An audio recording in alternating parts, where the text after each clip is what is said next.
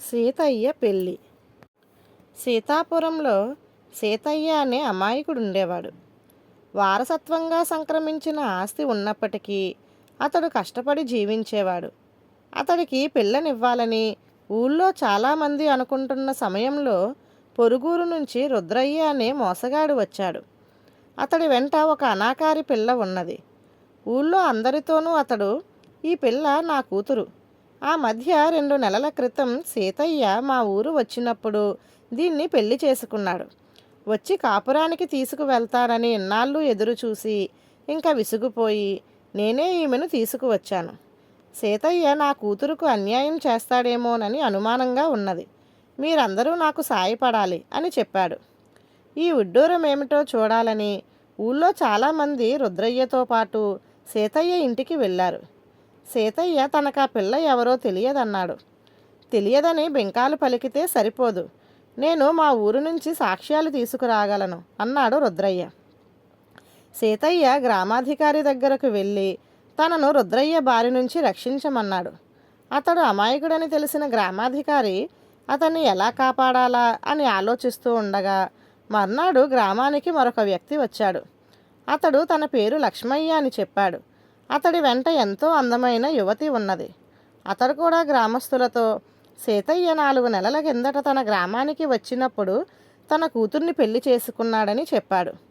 సీతయ్య తనకేమీ తెలియదని గోల పెడితే, నీకు కావాలంటే 1,00,000 వరహాలు కట్నంగా ఇస్తాను, నా కూతురుకు అన్యాయం చేయకు అన్నాడు. సీతయ్య అందుకు ఒప్పుకోలేదు. లక్ష్మయ్య గ్రామాధికారికి ఫిర్యాదు చేశాడు. అప్పటికే రుద్రయ్య కూడా గ్రామాధికారి దగ్గర ఉన్నాడు. గ్రామాధికారి ఇద్దరు చెప్పింది విని, మీరు చెప్పిన దాన్ని బట్టి సీతయ్య ముందుగా లక్ష్మయ్య కూతుర్ని పెళ్లి చేసుకున్నాడు. ఆమె అందగత్తె, ధనవంతురాలు. ఆమెను పెళ్లి చేసుకుని ఉంటే సీతయ్య తిరిగి ఇంకొక ఊరు వెళ్ళి రుద్రయ్య కూతుర్ని పెళ్లి చేసుకుని ఉండడు. కాబట్టి మీ ఇద్దరిలో ఒకరు అబద్ధం చెబుతున్నారు, అవునా అన్నాడు. రుద్రయ్య తన కూతురు పెళ్లికి సాక్ష్యాలు తేగలనన్నాడు. లక్ష్మయ్య తను సాక్ష్యాలు తెస్తానన్నాడు.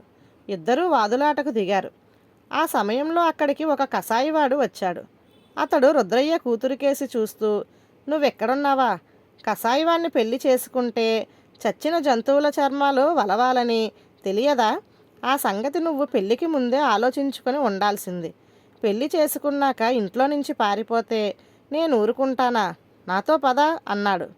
ఈ అమ్మాయితో నీకు పెళ్ళయిందా అని అడిగాడు గ్రామాధికారి ఆశ్చర్యంగా. అవును, ఈమె నా భార్య. అందుకు సాక్షులను కూడా వెంట పెట్టుకొని వచ్చాను. వాళ్ళు వీధిలో నిలబడ్డారు. పిలవమంటే పిలుస్తాను అన్నాడు కసాయివాడు. గ్రామాధికారి సాక్షులను పిలిపించాడు. కసాయివాడు అనాకారి పిల్లను పెళ్లి చేసుకున్నట్టు వాళ్ళు చెప్పారు. ఇంకా వేరే సాక్ష్యాలు అవసరం లేదు. రుద్రయ్య కూతురు సీతయ్య భార్య కాదు అన్నాడు గ్రామాధికారి. అవన్నీ అబద్ధపు సాక్ష్యాలు. నేను ఈ కసాయి వెంట వెళ్ళను అని అనాకారి పిల్ల ఎదురు తిరిగింది. నీ తండ్రి రుద్రయ్య 2 నెలల క్రితం ఈ కసాయివాడికి నిన్నిచ్చి పెళ్లి చేసినట్టు సాక్షులు రుజువు చేశారు. నువ్వు నీ భర్తతో వెళ్ళి తీరవలసిందే అన్నాడు గ్రామాధికారి. ఆయన ఇలా అనగానే అనాకారి పిల్ల కళ్ళనీళ్లు పెట్టుకొని, ఈ రుద్రయ్య నా తండ్రి కాదు, మేనమామ. ఈ సీతయ్య అమాయకుడని తెలిసి అతడి ఆస్తి మీద పెత్తనం చలాయించేందుకు ఈ నాటకం ఆడుతున్నాడు. నాకు సీతయ్యకు పెళ్లి కాలేదు, నిజం ఒప్పుకుంటున్నాను. దయచేసి నన్ను ఈ కసాయివాడి పాలు చేయకండి అన్నది. సమస్య తీరిపోయింది. ఇక సీతయ్య లక్ష్మయ్య కూతుర్ని ఏలుకోవచ్చు అన్నాడు గ్రామాధికారి. నిజం చెబుతున్నాను, నేను ఈ పిల్లను కూడా పెళ్లి చేసుకోలేదు అన్నాడు సీతయ్య దీనంగా. పోనీ నీ మాటే నిజమనుకుందాం. ఇప్పుడు నా కూతుర్ని పెళ్లి చేసుకునేందుకు నీకేమైనా అభ్యంతరమా అని అడిగాడు లక్ష్మయ్య. సీతయ్య ఆశ్చర్యపోయి, నాకు ఇదంతా అయోమయంగా ఉన్నది, ఇక్కడ ఏం జరుగుతున్నదో కూడా అంతుబట్టడం లేదు అన్నాడు.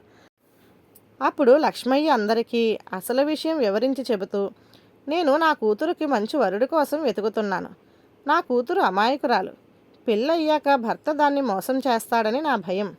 ఆ సమయంలో నాకు సీతయ్యను గురించి తెలిసింది. అతన్ని పరీక్షించాలనుకున్నాను. అప్పుడే నాకు రుద్రయ్య వేస్తున్న పథకం గురించి వాళ్ళ ఊరువాడొకడు చెప్పాడు. రుద్రయ్య ఆట కట్టించేందుకే ఈ కసాయివాడి సాయం కోరాను అన్నాడు చిన్నగా నవ్వుతూ. అతడి కసాయితనం మంచి ఫలితాన్నే ఇచ్చింది. ఇంతకు సీతయ్య గురించి నువ్వేమనుకుంటున్నావు అని అడిగాడు గ్రామాధికారి. సీతయ్య అమాయకుడే కావచ్చు, కానీ అబద్ధాలకు భయపడి తేలికగా లొంగిపోడని రుజువైంది. సీతయ్య స్థానంలో మరొకడుంటే నేను ఇస్తానన్న లక్ష వరహాలకు ప్రలోభపడి అందమైన నా కూతుర్ని ముందే పెళ్లి చేసుకున్నట్టు ఒప్పేసుకునేవాడు. సీతయ్య నిజాయితీపరుడని తేలిపోయింది అన్నాడు లక్ష్మయ్య.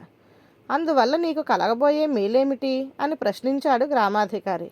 అయ్యా, సీతయ్యకు ప్రపంచంలోని మోసగాళ్ల బారి నుంచి తప్పించుకోవడానికి నా వంటి వాళ్ళ సాయం కావాలి.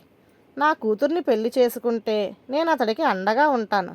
మీ అందరి ఎదుట నా సమర్థతను రుజువు చేసుకున్నా కదా. సీతయ్య నిర్ణయం ఏమిటో వినాలనుకుంటున్నాను అన్నాడు లక్ష్మయ్య. లక్ష్మయ్య కూతుర్ని పెళ్లాడేందుకు సీతయ్య సంతోషంగా అంగీకరించాడు. ధన్యవాదాలు.